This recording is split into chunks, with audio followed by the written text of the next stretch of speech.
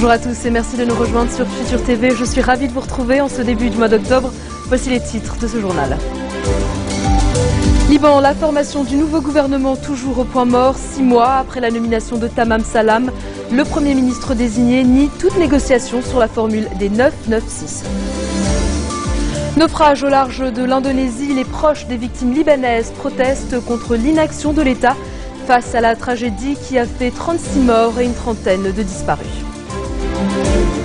Les inspecteurs internationaux de l'ONU de retour en Syrie, leur mission, lancer l'opération de démantèlement de l'arsenal chimique du régime syrien, conformément à la résolution 2118 du Conseil de sécurité.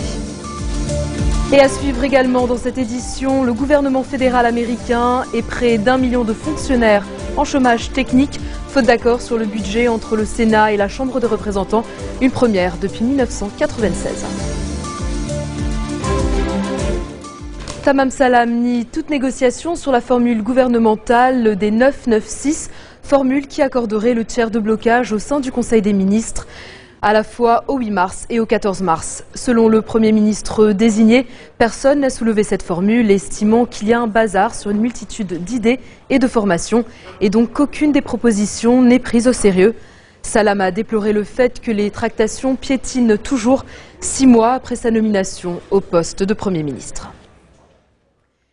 Il y a un consensus au Liban contre la guerre civile, une déclaration signée Nabih Berri. Selon le chef du Parlement, le pays est protégé par la décision du peuple, des dirigeants, des partis, des régions et des factions de ne pas revenir à la guerre civile. Il estime par ailleurs que le Liban se porte relativement bien malgré tous ses problèmes et que la crise actuelle est politique mais se dissipera bientôt. Les familles des naufragés libanais en Indonésie ont bloqué ce matin plusieurs routes dans le Rakkal pour protester contre l'inaction de l'État face à la tragédie. Les proches des victimes ont appelé les autorités libanaises à faire toute la lumière sur ce drame et à connaître le sort des rescapés. Le bilan s'est alourdi un peu plus après le naufrage de l'embarcation au large des côtes indonésiennes vendredi dernier. La catastrophe aurait fait 36 morts selon les autorités locales. Plus de 20 Libanais originaires du Rakkal et de Tripoli figurent parmi les victimes. Au moins 29 personnes sont toujours portées disparues. Le navire qui se dirigeait vers l'Australie transportait une centaine de demandeurs d'asile en provenance notamment du Liban, de Jordanie et du Yémen. Les inspecteurs internationaux de l'ONU de retour en Syrie, la vingtaine d'enquêteurs sont entrés ce mardi par le poste frontière de Masna en provenance du Liban. Ils sont chargés de faire appliquer la résolution 2118 du Conseil de sécurité, à savoir le démantèlement et la destruction de l'arsenal chimique syrien. Les autorités syriennes ont fourni le 19 septembre une liste des sites de production et de stockage des armes chimiques. Ils doivent être inspectés dans les 30 jours dans le cadre d'un accord russo-américain qui prévoit un désarmement chimique du pays d'ici mi-2014. Il s'agit de l'une des opérations de désarmement les plus ambitieuses et les plus dangereuses jamais tentées. 3 jours après le coup de téléphone historique entre Barack Obama et son homologue iranien, le Premier ministre israélien a été reçu à la Maison-Blanche. Benjamin Netanyahou a invité Washington à maintenir les sanctions contre Téhéran, voire à les durcir si l'Iran poursuit ses activités nucléaires. Depuis son entrée en fonction en août dernier, Hassan Rouhani prône un dialogue constructif avec les États-Unis. Mais les gardiens de la révolution ont jugé prématuré l'appel avec Barack Obama. Et puis on reste aux États-Unis où le tant redouté shutdown a finalement eu lieu. Faute d'accord au Congrès sur le budget 2014, la Maison-Blanche a ordonné la fermeture des services fédéraux, une première depuis 17 ans. À l'origine de ce blocage, la volonté des républicains de retarder la mise en œuvre du Obamacare, la réforme de l'assurance maladie. Ce blocage budgétaire est le résultat d'un Congrès divisé entre d'un côté la Chambre des représentants dominée par les républicains et de l'autre le Sénat à majorité démocrate. Conséquence, ce sont près d'1 million de fonctionnaires qui se retrouvent au chômage technique. Quant aux parcs, aux musées ou autres attractions touristiques, ils devraient rester fermés ou fonctionner au ralenti. Dans un instant, retour sur le défilé de la collection Printemps-été 2014 du couturier libanais Elis Arab.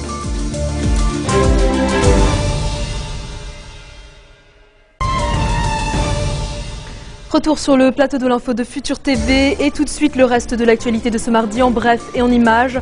La faim continue de reculer dans le monde, c'est la conclusion du dernier rapport de l'Organisation de l'ONU pour l'alimentation et l'agriculture. Selon la FAO, 842 millions de personnes, soit 12% de la population mondiale, ont souffert de faim chronique au cours de la période 2011-2013. Cela représente environ une personne sur 8. L'Afrique reste le continent le plus affecté, en particulier l'Afrique subsaharienne, où une personne sur 5 environ est en sous-alimentation. En Grèce, un premier groupe de députés et de militants du parti d'extrême droite Obdoré ont comparu. Ils répondent d'accusations d'homicide volontaire et tentative d'homicide après l'assassinat d'un rappeur antifasciste par un membre de leur parti. Le gouvernement entend frapper un grand coup. Il prépare une nouvelle législation antiraciste, mais aussi une nouvelle loi qui mettrait fin au financement d'Obdoré par des fonds publics. Et puis le président vénézuélien a ordonné l'expulsion de 3 diplomates américains. Parmi eux, la chargée d'affaires des États-Unis au Venezuela. Ils ont 48 heures pour quitter le pays. Nicolas Maduro les accuse de sabotage économique et d'intelligence avec l'opposition d'extrême droite. Il les accuse aussi d'avoir participé à une opération qui a entraîné une gigantesque panne d'électricité. Maduro avait déjà renvoyé 2 attachés militaires américains en mars dernier. Le jardin des Tuileries à Paris, transformé en jardin anglais à l'occasion du défilé Printemps-été 2014 d'Elie Saab. Le grand couturier libanais a une nouvelle fois séduit les foules avec sa collection prêt-à-porter. Une collection pour laquelle il s'est inspiré de la nature pour proposer à ses invités une balade dans son jardin de rêve. On a appelé la collection jardin de dentelle parce que j'ai pensé beaucoup à une jardin anglaise où il y a des bougainvilliers, des magnolias, des roses. C'est d'ici qu'on a amené les couleurs la palette de couleurs de la collection. Ce qui est remarquable dans cette collection, qu'on a essayé de faire les sorties comme du matin jusqu'au soir pour arriver aux couleurs noires, comme le jardin pendant la nuit. Moi, j'aime la femme-femme, j'aime les formes, j'aime avoir une silhouette vraiment très féminine. C'est pour ça toujours j'ai beaucoup de respect pour la taille de la femme, de la féminité, parce que c'est ça qui me motive beaucoup vraiment. Tout de suite, l'invitée de ce journal, Alice Edé, présidente du Festival international du film de Beyrouth, en plateau avec Serge Berberi. Serge, c'est à vous. Merci Nour, merci Madame Edé d'être avec nous sur ce plateau justement pour parler du 13e Festival international du film de Beyrouth à la veille justement de l'ouverture du festival. Quelles sont vos impressions? Alors, le festival commence demain. Nous avons une grande ouverture. On ouvre avec le film Gravity, qui est le même film qui a ouvert le Festival de Venise. Et c'est un film avec George Clooney. Sandra Bullock. Et Sandra Bullock. Et c'est 3D, donc ça c'est assez intéressant. Et en plus, ce film n'est pas encore sorti à Paris, donc nous sommes en avance. Mais ce n'est pas uniquement l'ouverture ni la clôture qui va être un film sur l'immigration aux États-Unis, c'est aussi toute la qualité des films qui ont été choisis. Au Festival du film international, nous voulons offrir au public libanais des films qui ont une bonne qualité, qui ont une grande diversité. Donc ça veut dire ce sont des films de différents pays, de notre région ici. Et aussi le sujet doit être un sujet qui a du poids. On ne veut pas avoir des films qui sont trop légers, ni des films d'horreur. Nous sommes toujours entourés par l'horreur, par la terreur. Et c'est pourquoi aussi dans la section pour enfants, nous offrons des possibilités pour que les petits-enfants entre 4 et 8 ans peuvent voir des beaux films, des films colorés, des films ludiques, des films de goût, des films qui les enseignent quelque chose, comme nous avons aux États-Unis. Alors je propose à nos téléspectateurs de voir ensemble justement la bande-annonce de Gravity qui est à l'ouverture donc demain du Festival international du film de Beyrouth. Excellent. Magnifique, tu trouves pas? Quoi? L'aube. Une merveille.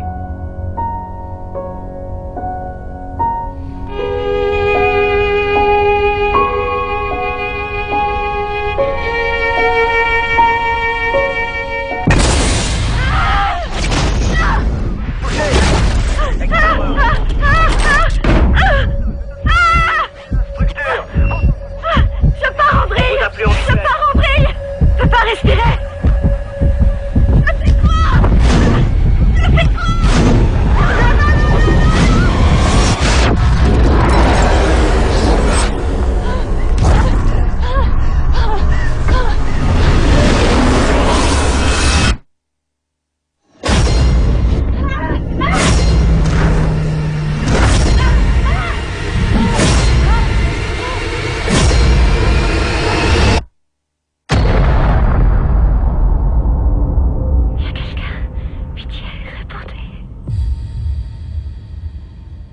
Le réalisateur canadien James Cameron parle justement de Gravity en disant que c'est le meilleur film sur l'espace jamais réalisé. Donc vraiment un film donc justement très remarquable et qui sera donc à l'affiche demain pour ce festival du film de Beyrouth. Peut-être parlons un peu de l'historique justement de ce festival qui a sa 13e édition.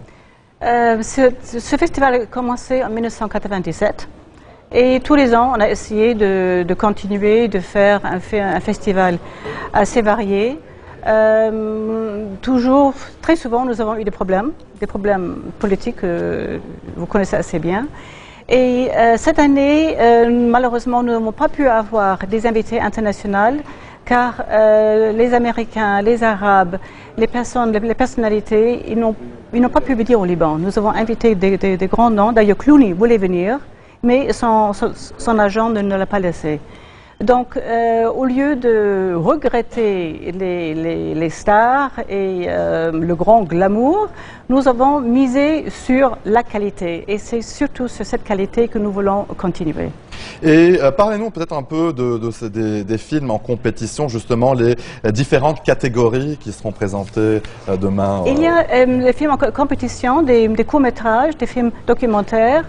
Il y a des films libanais, des jeunes cinéastes libanais que nous voulons encourager parce que vous savez que l'industrie de cinéma est une grande industrie. Il n'y a pas seulement le pétrole et d'autres choses qui apportent de l'argent. L'industrie du cinéma apporte en Inde, un pays pauvre, 2 milliards de dollars tous les mois. Donc vous avez Hollywood, vous avez Bollywood. Pourquoi pas un Lebwood? Donc il faut créer quelque chose au Liban, il faut encourager. Il y a beaucoup d'artistes au Liban et beaucoup de talents au Liban. Mais malheureusement, le jeune Libanais, souvent, il a peur, il préfère copier ce qu'il voit en Occident, il n'ose pas. Donc il faut oser, qui ose a le pouvoir. Donc il faut encourager ces jeunes à oser, à s'exprimer comme ils veulent.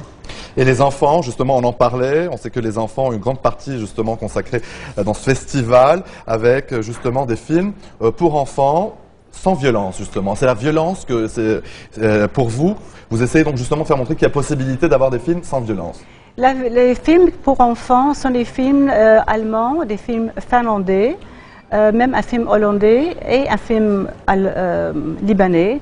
Et ce sont des films qui montrent les traditions, qui montrent les valeurs familiales. Et c'est ça qui est très important. Parce qu'aujourd'hui, les jeunes, ils glissent dans un terrain où ils n'ont pas de repères. Madame Edé, je pense que ça sera le mot de la fin. En tout cas, nous serons présents demain pour l'ouverture du festival. On vous attend. Merci beaucoup. Ça sera donc à Planète Abrage, justement à compter de 19h. Exactement. Donc, juste pour rappeler à nos téléspectateurs qu'il y a moyen justement de vérifier sur Internet les horaires de la programmation. Exactement. Pour ce festival du film international de Beyrouth. Merci beaucoup, Madame Edé, d'être venue sur notre plateau. Je rappelle que vous êtes la présidente du Festival international du film de Beyrouth. Et c'est à vous, Nour, pour le rappel des titres. Merci à tous les deux. Fin de ce journal, le rappel des titres. Liban, la formation du nouveau gouvernement toujours au point mort. 6 mois après la nomination de Tamam Salam, le Premier ministre désigné nie toute négociation sur la formule des 996. Naufrage au large de l'Indonésie, les proches des victimes libanaises protestent contre l'inaction de l'État face à la tragédie qui a fait 36 morts et une trentaine de disparus. Les inspecteurs internationaux de l'ONU, de retour en Syrie, leur mission lancer l'opération de démantèlement de l'arsenal chimique du régime syrien, conformément à la résolution 2118 du Conseil de sécurité. Et puis le gouvernement fédéral américain et près d'1 million de fonctionnaires au chômage technique, faute d'accord sur le budget entre le Sénat et la Chambre des représentants. C'est une première depuis 1996. Merci de votre attention. Retrouvez-nous tous les jours à 16h40 heure de Beyrouth. Vous pouvez également nous suivre en ligne sur notre site web ou en téléchargeant notre application mobile. Excellente suite de programme sur notre antenne et à demain.